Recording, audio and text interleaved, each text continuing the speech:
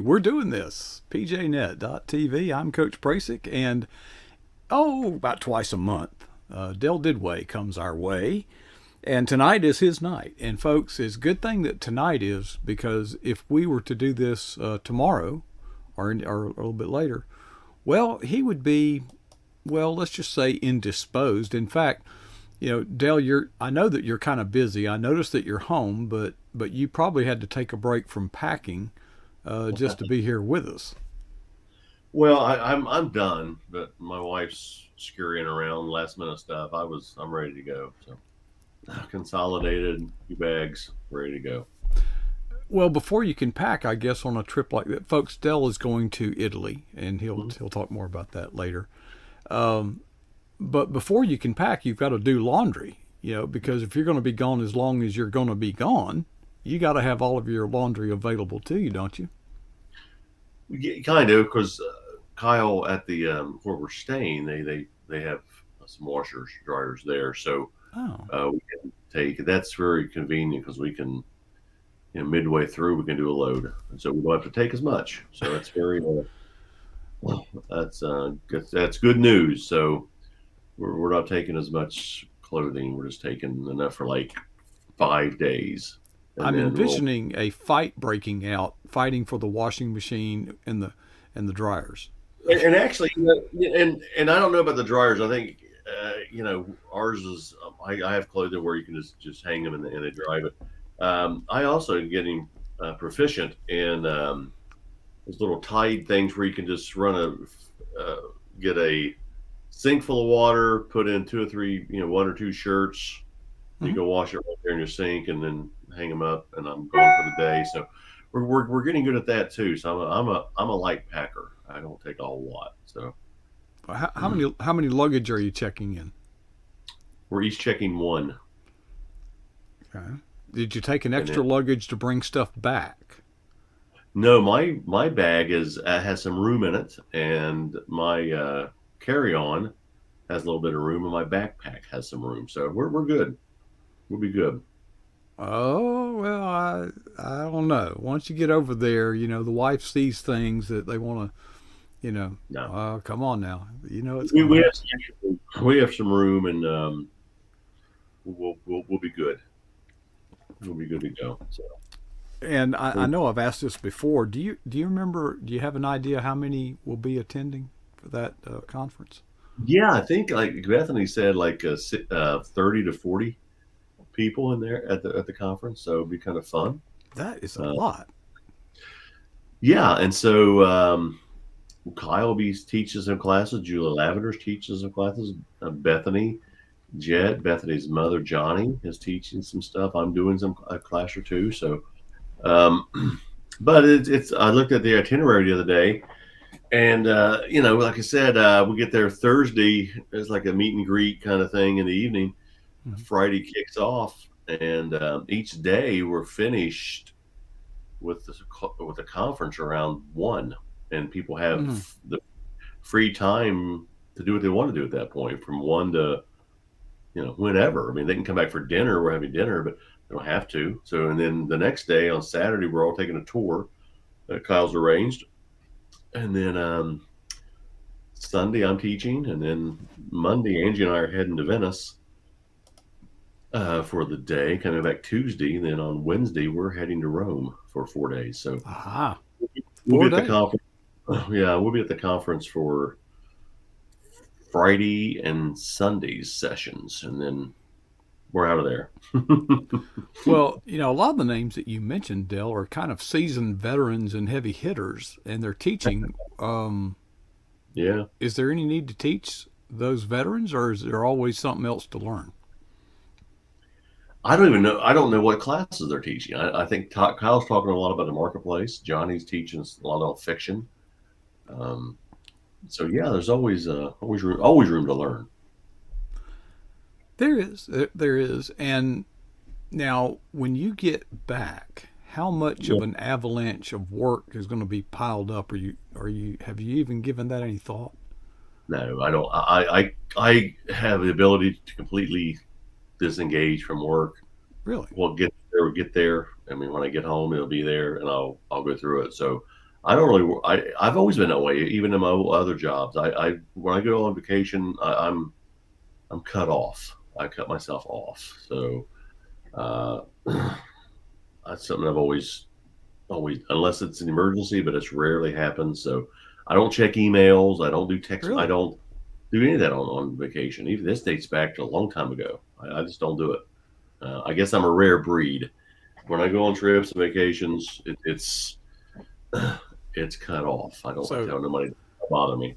all right. So, have you got your power adapters, and are there any special arrangements you have to make for your cell phone? Because I know you're going to be sending pictures of food. I just feel it. Well, we're not going to be. We can buy a plan for $10 a day, but we're not going to use cellular, and so we're going to be on Wi-Fi. So if we have Wi-Fi, we do have the special adapters. We have 3 or 4 of those for our chargers to go. But um, yeah, I'm not going to do the.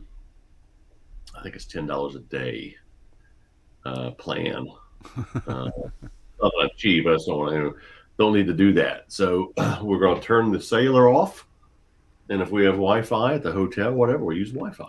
So Hmm. that's the plan, at least for me at that point. It That is, well, at that price, that needs to be the plan. and for me, it'd be $10, and then the other person's $5. That's $15 a day. So, and how we communicate with each other there, and Kyle, I didn't know this, but the WhatsApp app is what Mhm. we communicate with over there with each other with our little group. Right. So You that's can set up a group. Yeah. yep. So that's how we're doing it.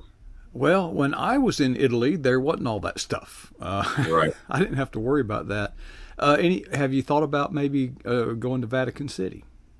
We are going to Vatican. Yeah, we got our Rome tours all lined up. We have Vatican City. We're going to go to the Colosseum, obviously, and these aren't all day things. Just some of the time because we're staying right in the heart of Rome. We're staying right to where we can walk to everything. But we're So gonna have a day. We don't do anything. Just we're going to be on our own for one day, and I see. Is your passport brand new? Hadn't been stamped yet? it's not brand new, but no, it's been stamped. But yeah, it's got 4 or 5 years left on it, so we're good. Oh, okay.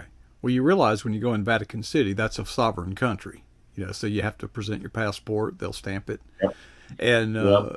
one of the things I noted about Vatican City is they actually, you know, well, they actually confiscate your passport. Which it's one thing to hand it over with a guy standing there, but when you hand it to them and they go disappear into their back office, that makes me nervous because without your passport, you are well, yeah, You're a sitting duck. Yeah, you're out of yeah, luck there. So, you are a man without a country, and so we'll see. but yes, most people don't realize Vatican City is a country. Yeah. It's it's Yeah. it's it's literally a sovereign country within. Think of it kind of like the Indian nations here in our country. They're actually sovereign, Mhm. and you gotta be careful over there because things are different. Don't You're gonna be driving. I'm told that if Dell, if you're driving and you happen to hit a chicken or something on the road, you need Mhm. to find the owner of that chicken and don't tell them you run over the chicken. Tell them you want to buy their very best chicken. How much? And pay them twice as much as they ask. And after you give them the money, say, okay, I just ran over it. We'll see it happen, but we'll see. That will save you a lot of money because they love to soak tourists for lawsuits when they know you'll be in absentia by the time it goes to court. And Yeah, a lot of our folks in our conference are traveling by train, uh-huh. which is fine. I've looked at that, but we're going to be on our own, so we just got to rent a car and we're going to be driving. So, So have you brushed up on your Italian? yeah, we've been doing the Babbel.com thing and Hmm. trying to learn necessary words. And I'm like, I can't carry on a conversation, but I can. I'll be all right. I'll get by. But no, we're looking forward to it. We're looking forward to the conference. Refreshers, seeing some folks we haven't seen, new friends. Anxious to touch base again with Kyle and Julie and Bethany and Johnny and everybody. So we're excited about that. It's great to take a little break. I've been writing a little bit, so I'm going to take a break from that while I'm over there. I'm not going to do anything. No work, no writing, no nothing like that. So Now, I've heard these advertisements for Babbel and similar products that teach you the language. Do they teach you any cultural sensitivities? For example, if you want to ask where is the bathroom, well, if you ask that question in Italy, they'll just look at you like, "What are you talking about?" No, they don't. They don't teach you the cultural thing. They just teach you the language. Just words, just grammar, just you know. What Well, you yes, it's the WC. hmm The restroom, the bathroom, that's the WC. That's what they and water Yeah, closet. I'm told. yeah. I'm learning the road signs and that kind of stuff. So, but we're taking our Garmin with us, so we'll be able to get from point A Uh, to point B. okay. So, Well, when you're driving in Italy, when you get to a stoplight, hmm, while you're waiting, about 100 little scooters and yeah, motorbikes will crowd up between the cars. You know, that's they'll right. it's crazy. And of course, when the light Well, turns green, they take off and get out in front of you. well, for Rome, we're actually taking the car back to the airport and not having a car in Rome, Mm. but we're going to drive to Tuscany. Then we're going to drive to Venice, and then we're going to come back to Tuscany and then drive to Rome, and then take the car back and just take a shuttle back to the hotel because everything else is right there for us. So we won't need a car. Plus, the parking is going to be hideous. We already reserved our parking spot in Venice because obviously there's no cars in Venice, so you have to park and take a boat. So we're Yeah. good. Well, in Italy and some other countries, but particularly Italy, at the stoplights, people shut their engines off. Mm. And the stoplights, when the light is red, it'll have a 10-second counter. So it counts down 10 seconds before it turns green to give everybody the opportunity to start their cars back up. Well, a lot of the cars nowadays stop and start themselves because when you stop if you have a newer car, the efficient economy, the engine dies, and then when you let back on the gas, and it starts up. So we'll be good. Hopefully, we won't see a lot of that, but we're just looking forward to teaching and learning and meeting new folks and getting some good food and taking a break from writing just for a little bit because I'm right in the middle of a manuscript and I just need to take a little break, which is good. And come You'll back. be out for 2 weeks. Does that sound We'll about be right? up, yeah, 10, 11 days. Yes, we'll get back on the 20th. So how's that? Tell us about your day job. How's that impacting that?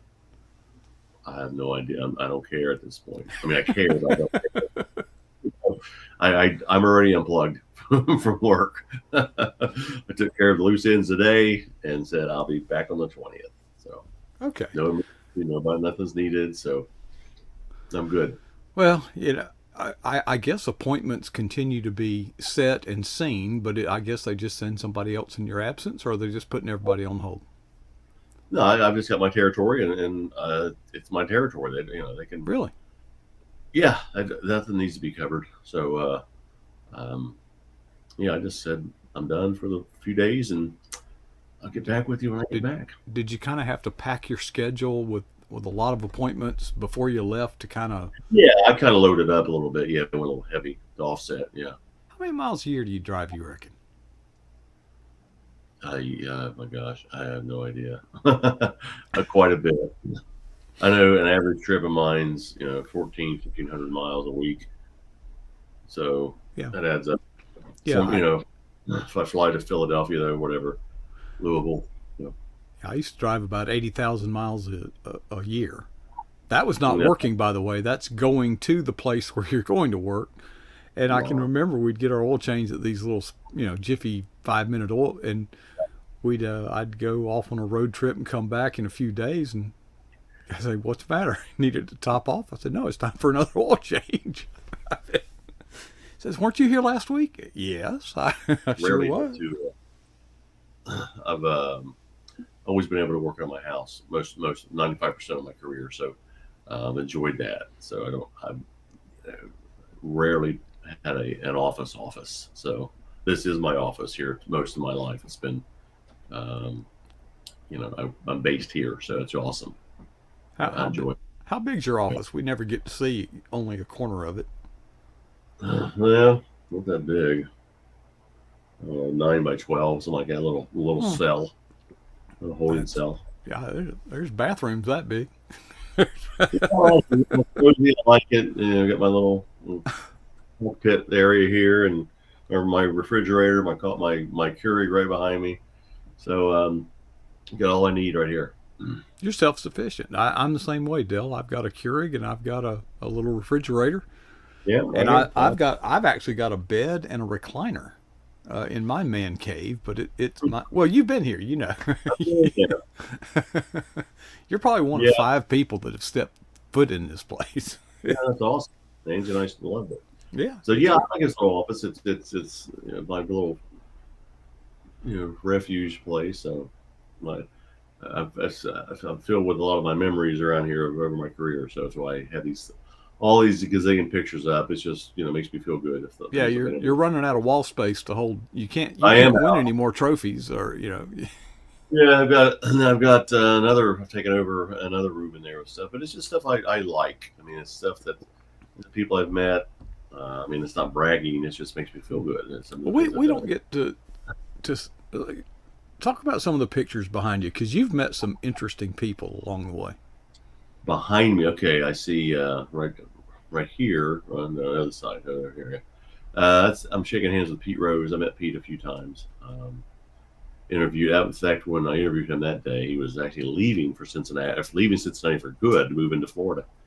I got to spend some time with him. There's Zach Veach. He's run in the Indy 500 quite a bit. I coached him in fourth and fifth grade basketball.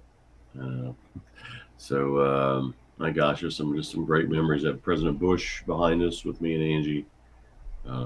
Jim Tressel was on my wall back there, a former Ohio State coach. And the walls you can't see. Oh my gosh, I got um, Troy Aikman's over there, of course, Clint Hurdle, Andy Pettit's up there on the wall, Dr. Dobson for Focus on the Family, Muhammad Muhammad Ali. Ali, yeah. Ali's back there. So yeah, just some good memories. Were Uh, those your typical photo op, just 5 seconds and that's it, or was that given no, what you were doing at the time, you were actually engaged in some conversation with them?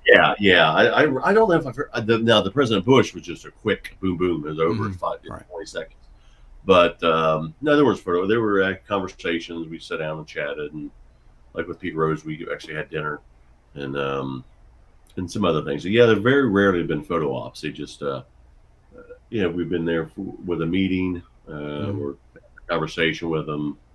Um, there's Oliver North over here, Colonel North, Jack Kemp, which he's deceased now.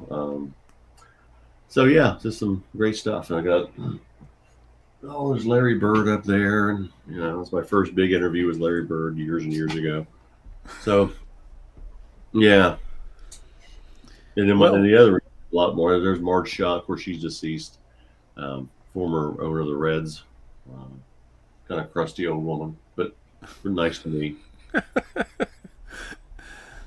last time we spoke, I think you were getting started or something on your golf book, or maybe you were just finishing. Where does that stand? We finished. We sent it in. The edits. We're going through the edits right now, and I'm writing in the middle of I'm not in the middle. I'm about third of the way through another manuscript that has to be turned in August ish, something like that. So Another working on that. manuscript?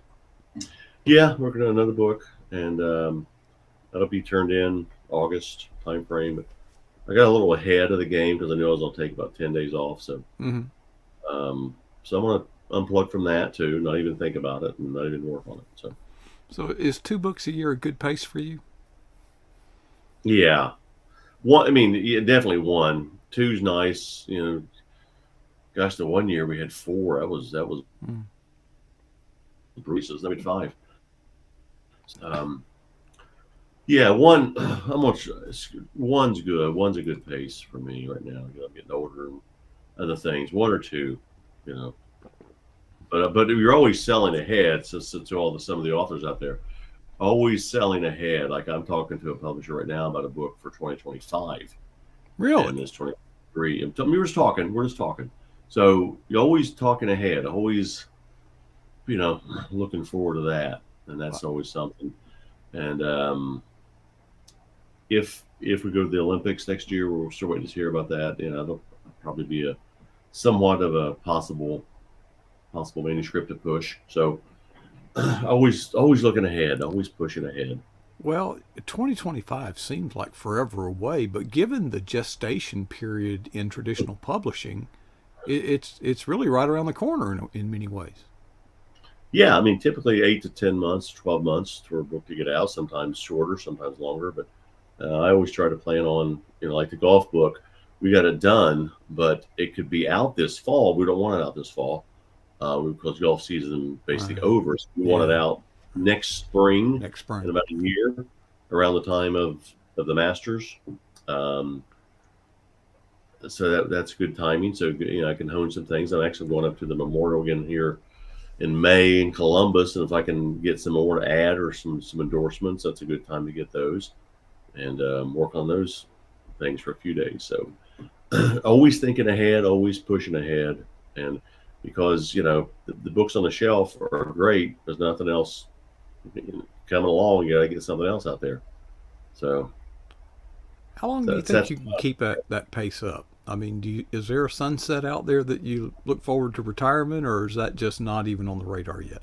well, the books is more as that's more of a hobby. I mean, it's a bit it's a side business. Yeah, it's a personal side business. I don't could make a living doing that. So it's more of a hobby kind of thing. Hmm. So when I do retire, yeah, I'm sure it'll be a little bit more active. But I don't know. We'll see. I'm just doing one book at a time. If God shuts the door on me in a year or two, and I've had a good run, if things keep developing, then that's what I'll be doing. So I'm not going to push it. I'm not going to force it. If it's there, it's there. If it's not, God has other doors he wants me to go through. So, you know, That's a I'm good always open approach, to Dale. that. That that's Yeah, I'm not. I never ever. Again, I think I told you this. I never ever wanted to write a book. That was never on my radar. And my first one was at age 50. So they just kind of seemed to snowball. well, it was rather meteoric, and I wonder sometimes if people, they hear you at these conferences and they see you on programs like this, Mhm. and they're saying to themselves, "It ain't happening for me." Yeah. What would you tell Well, them? I mean, if it ain't happening for you, um, I go back to the original manuscript that got me into this. I couldn't find a publisher to take it, but other doors opened for writing. So when I went down there to push and to pitch, nobody wanted it, but they wanted something else. So I took their advice. I listened to them. If something's not working, maybe it's timing.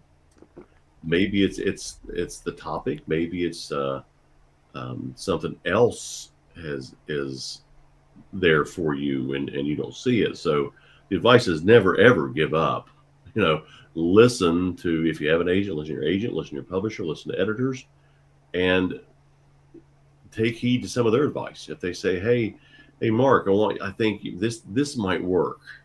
Why don't you try this approach? Then try it. If it's not working, then what do you have to lose?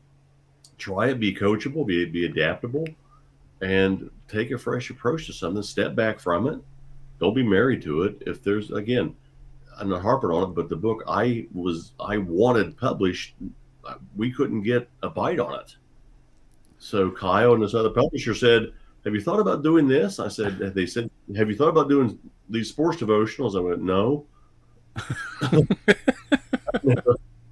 never thought of that." And then boom, that was a niche, and there was a need for it. And 14 books devotionals later, yeah, what they had in mind worked. So what I had in mind wasn't working. Dell, I'll never forget that moment that you've shared that you just remembered, talked about.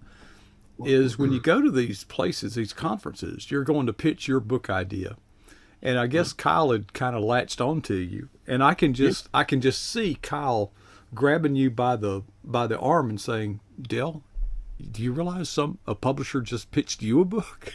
They did. We were sitting at a dinner down in Florida, and this publisher just started talking about these sports devotionals. So he knew my background. He said, "Have you thought about sports devotions? Have you thought about?" And I thought, no. And then Kyle said, "Hey," and then he said, "Let's do this." He said, "A publisher just pitched me a book." Okay, let's do it. And I didn't know. I was still green.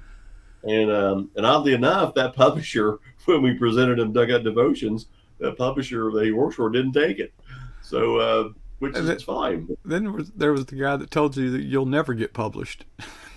Yeah, there was a guy who, yeah, he's that person's still around, but that's okay. Well, I All wish right. everybody.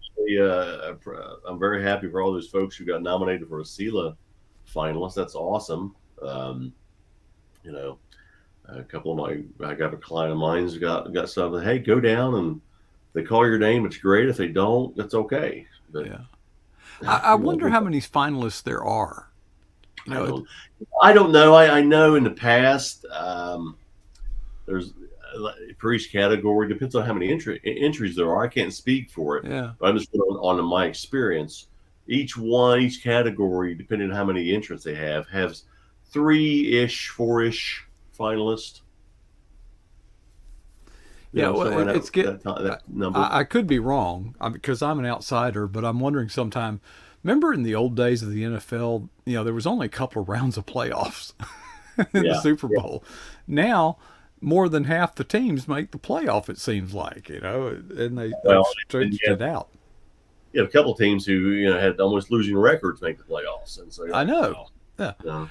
Oh, speaking of sports, have you may not get the news up there that we get down here, but do you know that the FSU Seminoles are seriously considering leaving the ACC? Yeah, they're probably going to be trying to get in the SEC as well. I don't Um, think they intend to leave. I think they intend to threaten to leave to yeah. renegotiate because I found out the ACC, the Atlantic Coast Conference, does something unusual. They have a contract with ESPN and they divide those revenues, get this, evenly between all the teams in the conference. Right. Well, that's not the way it works in other conferences, Although and Rutgers it, it doesn't get the share that Ohio State gets. right. So now, to intensify the leverage, FSU and Clemson are, well, not officially, of course, but they're talking to each other because if you took the revenues coming into the ACC from FSU and Clemson, they couldn't survive Well, without it. you're not going to see many conferences in the near future, any major conferences in about 10 years. It's going to boil down to the SEC and the Big Ten. Yeah. Well, And the SEC is practically everybody. I mean, the Big Ten now they picked up UCLA and USC. That's crazy. It should be called the Big 24 instead of the Big Ten. And so, and that's what it's going to be. It's just going to be in about 10 years. You're going to see it's going to be the SEC champion versus the Big Ten champion for the national championship. And because every other team is going to be irrelevant, every other conference is going to be irrelevant as far as that major bowl goes. That's just my guess, my opinion, but that's what's happening. You got Oklahoma and Texas not coming in the SEC. Playing the win pretty soon, I think. well, So it's a shame that it's all come down to money like that. But I miss the days where your conference champion played for the national championship. I do not ever think you should put a team. If you cannot win your conference, you should never play for a national title. right. And And we see that it, now. We see that now. it puts teams in double jeopardy. You could literally have a perfect season and lose in the playoff rounds, and find yourself left behind, or you're in double jeopardy. You have to beat the same team twice. And if you don't Yeah, I beat mean, them the second time, the other team gets it. of course, Georgia won, back to back, great seasons. But the one year they did not win the SEC championship, but they won the national championship. So if you're not the best team in your conference, how can you be the best team at the national Yeah, level? I That's how I look at it. And but nobody ever asked me my opinion on that. But that's how it should be. If Ohio State loses the Big Ten, they should never be able to play for a national championship that same year. it makes That's just sense. It makes sense to me. But money and the business of the NCAA and television has destroyed that. So Yeah, it's become a business. All right, well, it is. Dale, let's see. The advice I got when you're traveling to Europe, that you're going to be very, very tired when you get there, and you're going to want to go to sleep, but it'll be broad daylight in many cases. Yeah, we get there about 10 o'clock in the morning, 10:30 in the morning on Thursday night. Right. But And the advice I've been given, and we took it, is just make yourself stay awake when you land. oh yeah, we will. Otherwise, you're going to be out of sync. You're going to be Well, I'm up not all night and asleep all day. asleep, so I got to be there for the pick up people at 4 o'clock. So Mm-hmm. I'll get people off the train. So All right. Well, send that'll those be good. pictures of the good food, and we can't wait to hear all about it when you get back. Thank you, my friend. Thanks everybody being out there, and appreciate it. Enjoy yourself, Dale. We love you, brother. All right. Dale Didway and his wife Angie headed off to Italy tomorrow morning. Wow. It's great. I can remember some, well, there'll be some wonderful experiences, that the memories of which will last. But you know, you don't have to go to Italy to have wonderful experiences. There's wonderful experiences all around us if we just, a lot of people come here. You ever thought about that? I remember in churches, during the summer, they'd say, well, everybody's has gone out of town. I thought, well, what about the people coming here? Where are they? They're not in church. So, okay. Wow. We're going to be back tomorrow night. We look forward to that. I've got some work to do tonight. And while I'm working, since I'm working, why don't I give you something to do? Is that okay? Can we do that? Here's your assignment. Ask yourself 2 questions. Ready?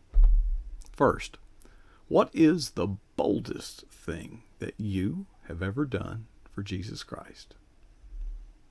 And the second question is, how long ago was that? You see, the challenge is to never be satisfied with either answer.